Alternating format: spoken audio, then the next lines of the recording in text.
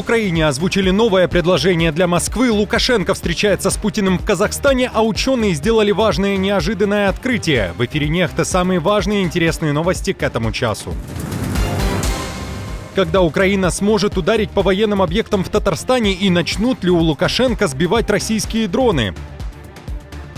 Повернуть время вспять. У Зеленского озвучили неожиданное требование для начала переговоров с Путиным. Идет ли речь о сдаче территорий? Новый скандал между Москвой и Берлином. Мария Захарова пошла в информационный бой и получила ответный удар. Друзья, всем доброе утро. Буду рад вашему лайку, подписке и репосту. Вы прекрасно знаете, что для нас это очень важно. Также оставляйте свои комментарии. И спасибо вам за обратную связь. Об актуальных и важных событиях прямо сейчас начинаем. Россия стремится исчерпать ресурсы украинской ПВО. Для этого повышает ставки. Каждый день в Украину летит все больше и больше дронов «Шахед». Французское издание «Le Monde» называет их дешевыми. При этом украинские военные научились сбивать с пути эти БПЛА и направлять их в сторону Беларуси. Збиття «Шахіда». Було знищення. Так, було знищення. Режим Лукашенко при этом не замечает проблемы и открыто не критикует Россию за запуск «Шахедов». К слову, частота нарушения воздушного пространства Беларуси впечатляет. Согласно данным белорусских мониторинговых каналов, лишь, например, в ночь с 25 на 26 ноября в РБ залетело 17 «Шахедов».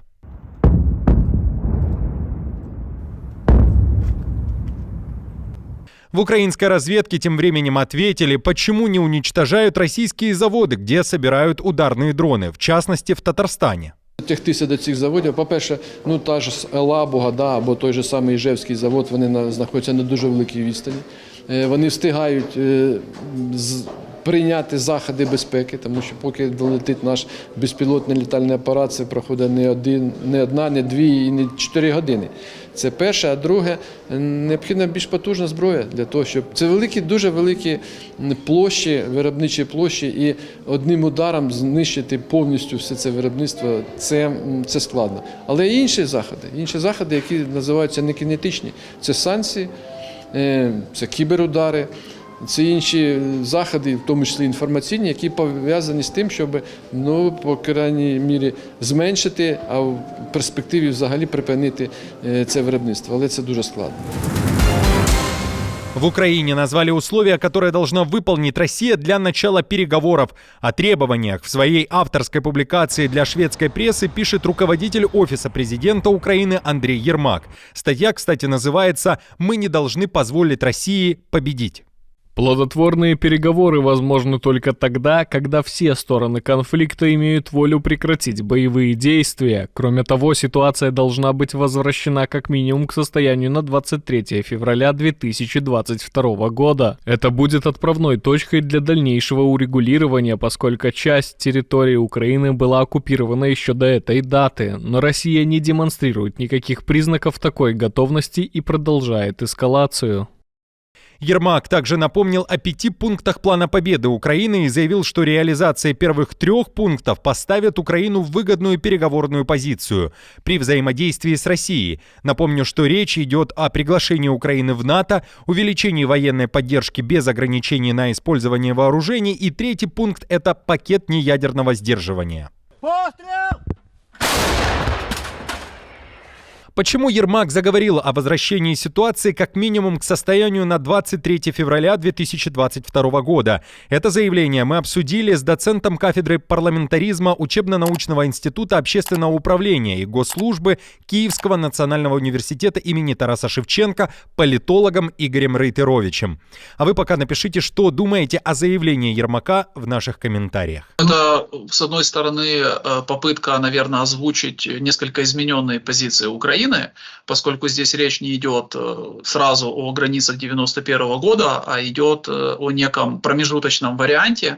Так что Ермак, судя по всему, продолжает, усиливает и разгоняет информационную кампанию, которая начата офисом президента, начата главой государства. Возможно, это, с одной стороны, понятно, сигнал Российской Федерации, но россияне, скажем так, весьма поверхностно к подобным сигналам относятся. С другой стороны, мне кажется, это больше сигнал нашим американским и европейским партнерам, что, смотрите, у Украины есть там, различное видение, оно не только предусматривает сразу выход на границы 91 года, поскольку мы реалисты, и мы понимаем, что это надо делать поэтапно. Здесь очень важный момент. Это выглядит как уступка для начала переговоров об окончании активной фазы боевых действий. Никто никакие территории Российской Федерации никогда отдавать не будет. И поэтому, возможно, Украина просто показывает, смотрите, мы готовы вот с этого начать, дальше будем говорить о другом, понятно, уже в другом каком-то формате, но вот это для нас является приемлемой позицией. И это, на самом деле, такое позиционирование, оно может в том числе зайти и Трампу, тут же расчет, скорее всего, на Соединенные Штаты. Самой эффективной защитой польских и европейских границ является поддержка Украины. Такое заявление сделал премьер-министр Дональд Туск. Он считает, что не обязательно любить Украину и делать громкие заявления о солидарности или же примирении. Важно, чтобы Европа и Польша имели холодный и расчетливый интерес в поддержке Киева.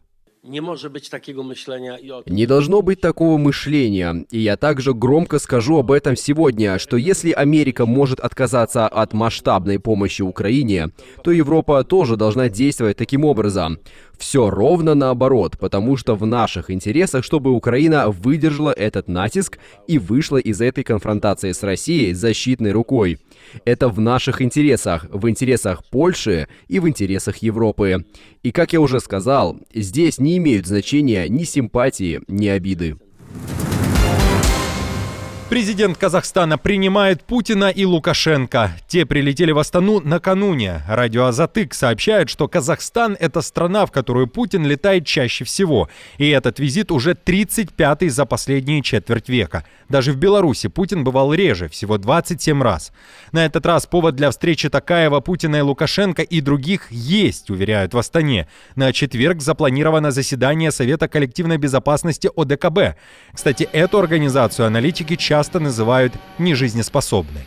Смотрите, на самом деле Путину особо просто больше некуда ездить. Давайте с этого начнем. У него достаточно ограниченный круг для выезда. И понятно, что ему поехать куда-то там в Казахстан это лучше, чем встречаться с представителями этой страны или там с белорусским диктатором, собственно говоря, на территории России. Так, по крайней мере, создается видимость какой-то там дипломатической активности и того, что Путин может там себе позволить куда-то поехать, о чем-то поговорить. Вряд ли они решат какие-то там серьезные вопросы, просто потому, что ДКБ, по большому счету, это уже мертвая организация.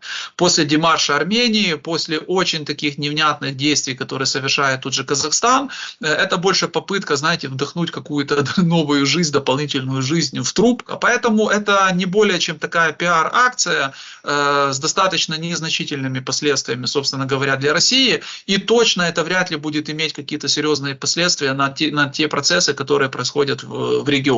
Поскольку Россия все больше и больше там теряет авторитет, но пока вот с помощью таких встреч она будет пытаться каким-то образом о себе напомнить, и вернуться там в информационный порядок, в информационную повестку дня.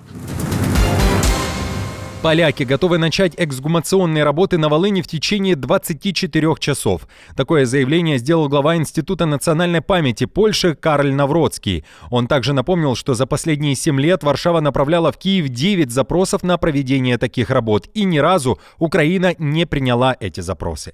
Теперь же дело сдвинулось с мертвой точки. Украинские и польские министры иностранных дел во вторник приняли совместное соглашение, согласно которому Украина дает разрешение на эксгумацию жертв Волынской трагедии. Вопрос, напомню, не решался десятилетиями.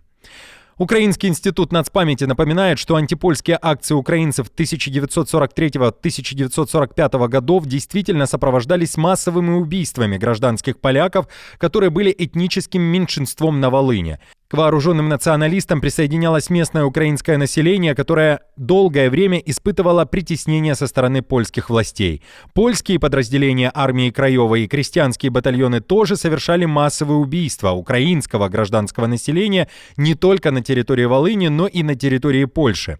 По оценкам Варшавы, в этой трагедии с польской стороны погибли по меньшей мере 35 тысяч человек, из которых 18 тысяч были идентифицированы. С украинской стороны, по данным проекта Украинского католического университета, погибли до 10 тысяч человек. Предстоящие президентские выборы в Беларуси – это не выборы, а ритуал, в результате которого произойдет переназначение Лукашенко самим Лукашенко. Такое заявление сделала лидер демократических сил и глава Объединенного переходного кабинета Беларуси Светлана Тихановская. Она уверяет, что данное событие никак не сделает Лукашенко легитимным президентом в глазах белорусского народа, а сам режим очень боится новых протестов в стране, поэтому репрессии лишь усиливаются. Кроме того, в Демсилах сделали еще одно важное заявление.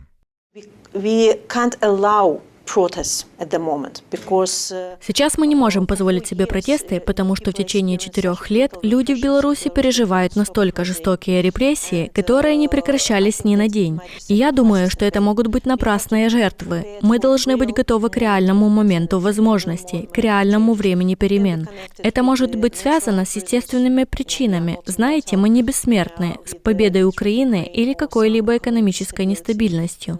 Но эти так называемые выборы – это не тот триггер, спусковой крючок, который нужен людям. Поэтому я прошу людей не приносить себя в жертву. В Беларуси уже в декабре начнется суд над многодетной матерью, которая переводила деньги на счета политзаключенных и писала им письма. Об этом сообщает правозащитный центр «Весна». Мама 3 детей, 45-летняя Виктория Домостой, была задержана КГБшниками в конце января. Против нее возбудили уголовные дела сразу по 5 статьям, в том числе за клевету на Лукашенко. Правозащитники пишут, что судебные заседания начнутся 9 декабря в Гродненском областном суде. Напомню, что за последний месяц в Беларуси по приказу режима Лукашенко прошло уже несколько волн обысков и задержаний. «Весна» сообщает, что такие действия могут быть связаны с предстоящими так называемыми выборами президента. В РФ решили повоевать с Германией на информационном поле битвы. На Первом канале, который подконтролен Кремлю, заявили о закрытии бюро в Берлине. Якобы власти Германии предписали покинуть страну сотрудникам корпункта. В РФ тут же заявили, что готовят ответные меры. К микрофону вышла Мария Захарова. В ответ на запрет властей ФРГ на пребывание и работу корреспондентов Первого канала мы вынуждены принять зеркальные меры в отношении журналистов московского представительства немецкой медиагруппы АРД. Речь идет о корреспонденте Франке Айшмане и операторе Свене Феллере. Сейчас в МИД приглашены завкорпунктом этого немецкого средства массовой информации, которое оглашается данное решение.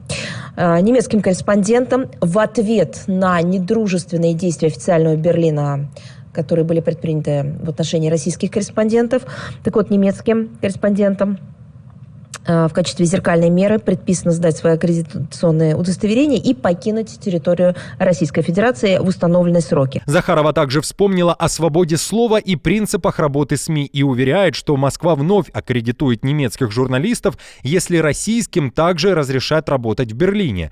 Но интересно другое. В Берлине заявили, что власти Германии не выдвигали требований российским пропагандистам покинуть страну и даже не ограничивали их в работе. В МИД страны предположили, что претензии к работникам Первого канала могли быть у миграционного контроля на уровне городских властей немецкой столицы.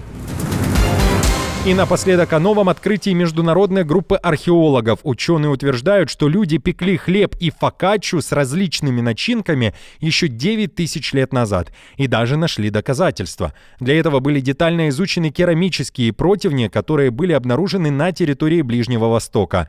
Исследователи изучили также остатки пищи, которым удалось сохраниться, например, приправы. Научный журнал Scientific Reports пишет и о формах противней, которые имели овальную форму с низкими бортиками и характерными отпечатками на внутренней поверхности, которые облегчали извлечение готового хлеба.